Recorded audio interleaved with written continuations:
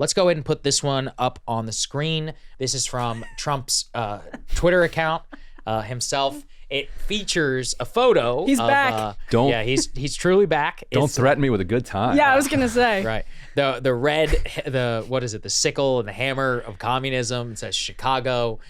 Basically, this aligns very much, Emily, with the socialist and the communist attack that we've seen increasingly come from the GOP. So I'm curious what you think of what do you think of the decision to go all in with this? Because this actually came before price control debate.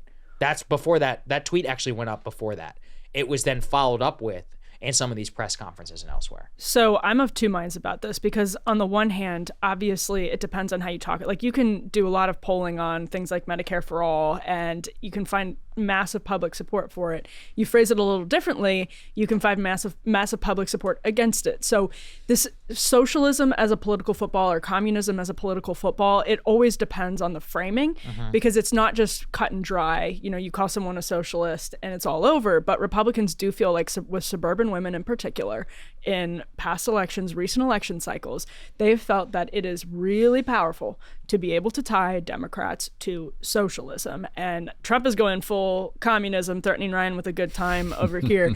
But seriously, I think there's, as cringe and boomery as that looked, I actually do think that if they frame it better throughout the next several months, and they're running those ads tying Kamala Harris to communism, socialism in suburban Philadelphia or suburban Detroit, whatever, they're competing over fractions here. This is an election of fractions, just like 16 and 20, and it's an electoral college election. And so if you're playing tug of war over socialism and Republicans are doing a job that frames it, again, we're just talking about politics, we're not talking about the substance, but if you're framing it in a way that successfully fearmongers, it can really work. I think those attacks work. I don't know. I'm curious what Ryan thinks about that, because you get people on the left who say, we poll Medicare for all, it's super popular. We poll forgiving college debt, super popular. And then sometimes when those policies trickle into the real world, Republicans make successful attacks. And student loan debt is a really good example of that. I think the only thing that sticks to Democrats is they're going to raise your taxes. I don't think anything on the other side hurts them. I don't think that anything, even if you call it price controls, these subsidies, all that, to the extent that it can hurt them, it's only because it makes people think, oh wait, somebody's going to have to get taxed to pay for that. And Trump, he cut my taxes. Democrats, I think they like to raise taxes, but overall, I don't think the communism thing is going to land at all. I mean, we also, we mentioned Roe v. Wade earlier. That's still an overriding issue. So you still let's be clear. We're debating things on the merits and where they stand.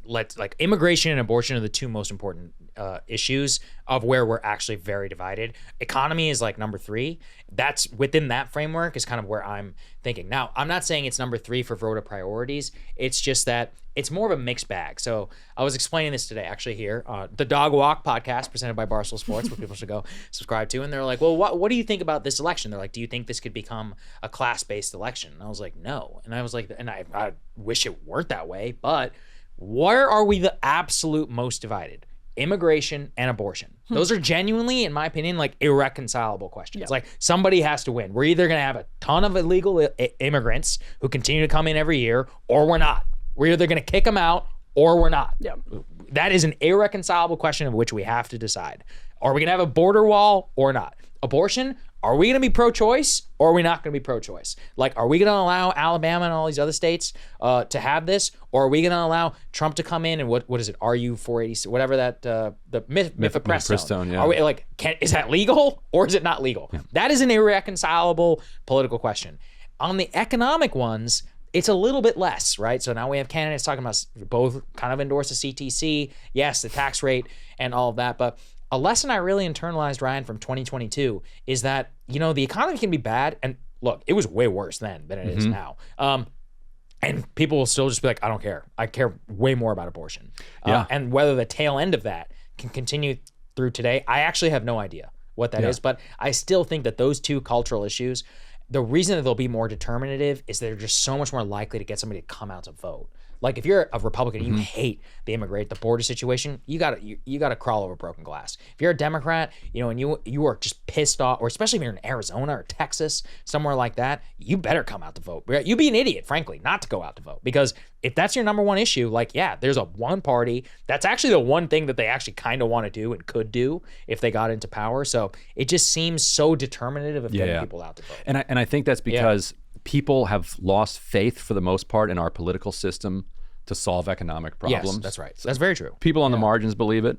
But in general, the typical voter is like, So therefore, what can a politician do?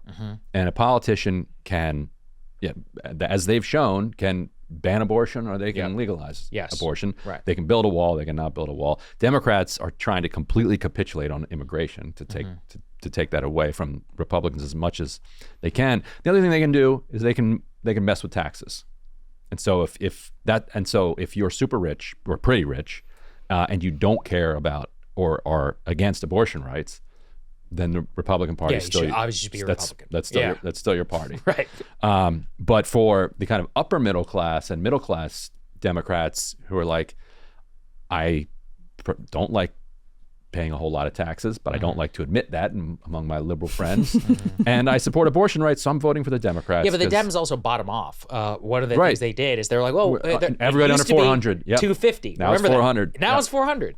That's a lot of money. Okay, right. $400,000. Yeah. I mean, what is that? The top. That means all but the top 2%. You're losing like 5% or 2% or something. I mean, that's crazy. Right. Like 98% of the country doesn't make $400,000. Right. So the question is, has that trickled down culturally to people who are like, okay, Democrats actually aren't going to raise taxes on me, and it may have trickled down by now. Well, I'm not sure. I mean, it's been years now of the 400,000 number. Go ahead. That Trump post looks like a boomer email. Obviously, that's basically what it looks like. But I don't know, producer Mac, if it's possible to get A1 back up on the screen. The Democrats, Republicans did this as well. It's like a typical convention thing. But they put one of their nights is listed for fighting for our freedoms. That's the theme. Yeah, Wednesday, a fight for our freedoms. So you have Tim Walz speaking, Bill Clinton, Nancy Pelosi, and Pete Buttigieg. So that is certainly going to be a night where there's a lot of conversation about abortion. Yes. And that's I think it's very clearly a winning issue for Democrats in places like Michigan, where you're fighting for especially suburban women,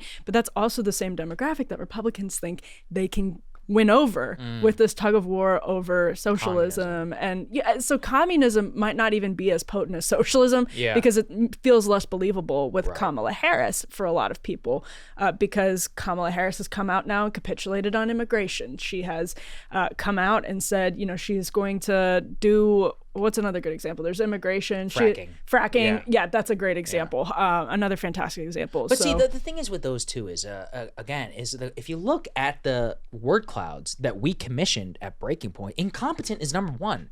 I don't think that this socialism, communism stuff, I don't think it hits. They call everybody a socialist. They call everybody a communist, just like liberals always call Republicans fascists. It's like, why should I believe you? If Mitt Romney is just as much of a fascist as Trump, like, you're a fucking idiot. Like, what are we talking about? Skepticism in government plays into that too, because they might think, well, you know what? Maybe she is actually personally a socialist. Her dad was. Dad's a Marxist. They're not going to do anything. But they can't actually do it. They're a bunch of liars. Well, remember, and that didn't work. And it didn't work on Obama. It did not work on Obama. And so I think if someone is an outspoken democratic socialist, an Alexandria Ocasio-Cortez or an Ilhan Omar, then Republicans will try to tie Democrats to this person who is openly says that they espouse democratic socialism. And that I do think works. Kamala Harris. Even Bernie was like neck and neck and head to heads with Trump, calling himself a socialist. Right, but it's still fractional, right? You can still get those votes to turn the election just a tiny little bit in the electoral college. But part of my frustration here is incompetence is sitting there waiting, like the flip-flop. That is all I'm talking about. You, like the lady who, how many clips did we play on our Monday show, Mac, where we talking about immigration, right? And we had clips that juxtaposed her new border ad as opposed to how she used to talk. I'm like, get out of here, lady. I don't believe a single word that you say here on the border. And actually, if we look and we think about some of those attacks that score the highest against Kamala, the border czar attack is number one. And I think it should be, because I'm like, lady, you were called the border czar. Under your administration, there were 8 to 10 million illegal immigrants who entered this country. Do you stand by that or not? Is that something that you would change? Yes or no? Now, she says yes. Now, when she's the presidential candidate, I'm like, okay, I don't think that makes a lot of sense here.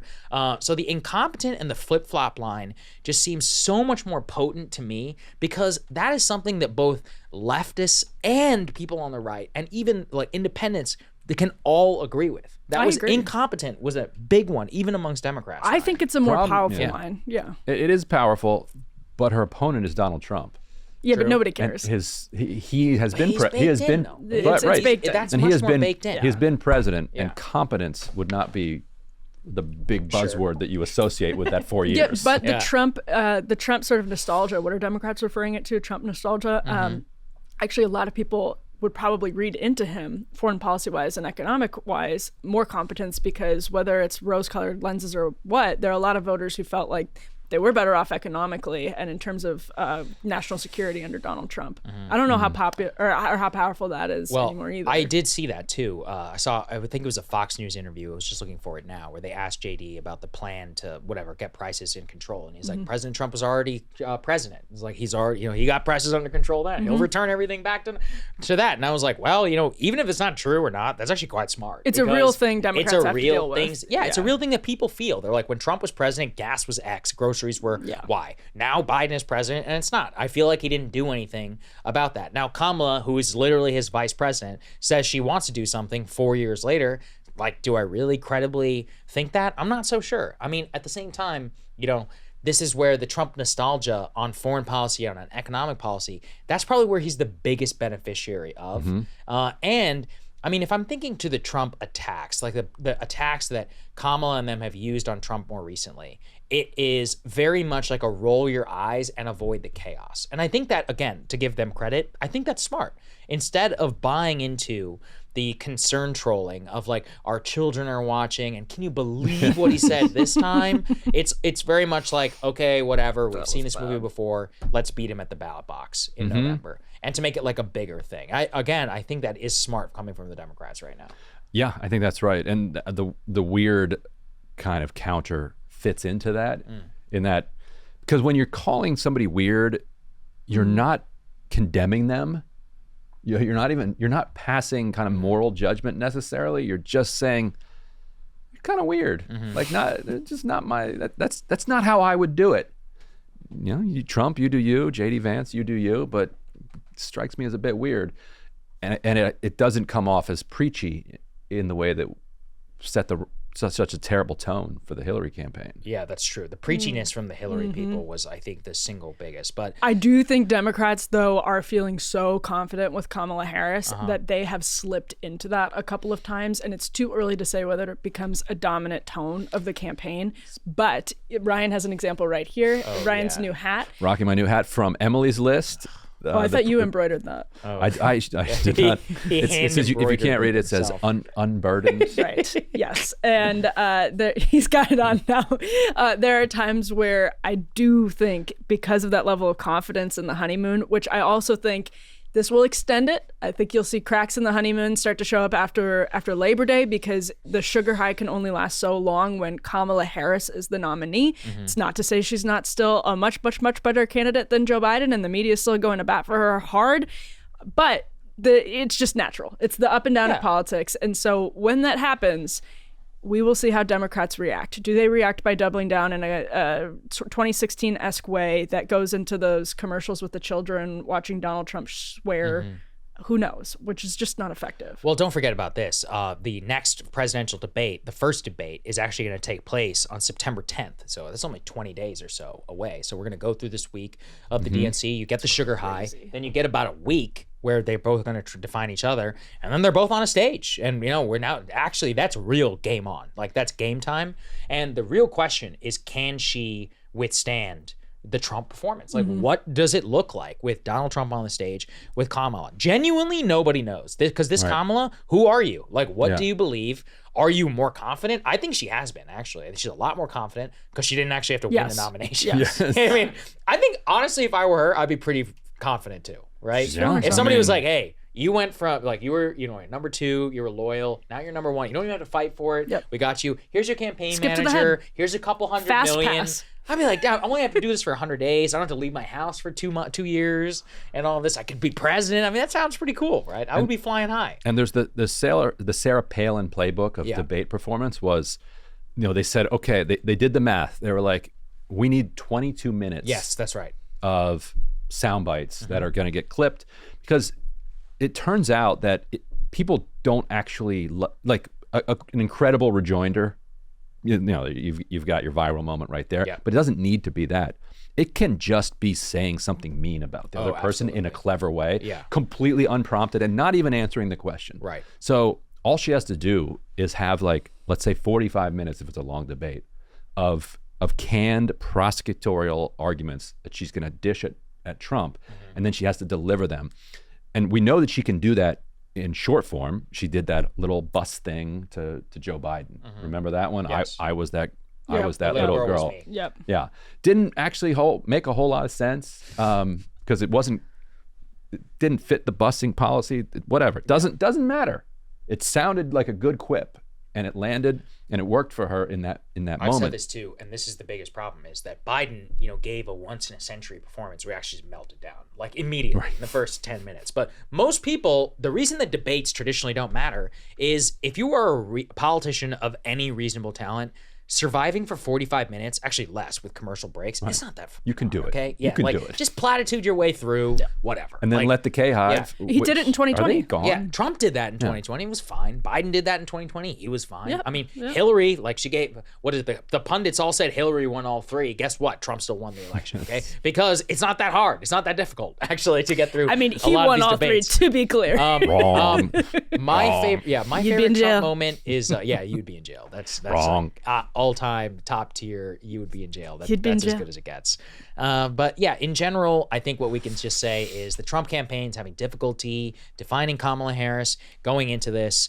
They are trying to do counter-programming. It's not really working. They're going to be all over, press, but everybody's here. People are rightfully, I think, covering Biden, covering the DNC, what's going to happen. And then how they define her in that 1 to 2 week period afterwards, and then leading into the debate, that's the key stretch. So I really think, guys, that the election begins after this week. That's like the real general election. Yeah. Let's see where she's gonna get her sugar high. They've got 2 weeks there right before that debate, and then the debate is like fully, that's the sprint all the way till election. Yeah, I day. agree with that. Yeah, and starting basically head to head, Yes. or maybe with Harris behind where she needs to be, like because she needs to be Yeah, that's right. Comfortable. further right up on now, Trump. I mean, like we said, 47% chance. I mean, that's high. Honestly, Right. I would take that bet for Trump. Like, I think that's underestimating Trump, and I still think he's got 51%. Like 50. It's coin toss, but if you put a gun to my head, I still think he would win. Hey, if you like that video, hit the like button or leave a comment below. It really helps get the show to more people. And if you'd like to get the full show ad-free and in your inbox every morning, you can sign up at breakingpoints.com. That's right. Get the full show, help support the future of independent media at breakingpoints.com.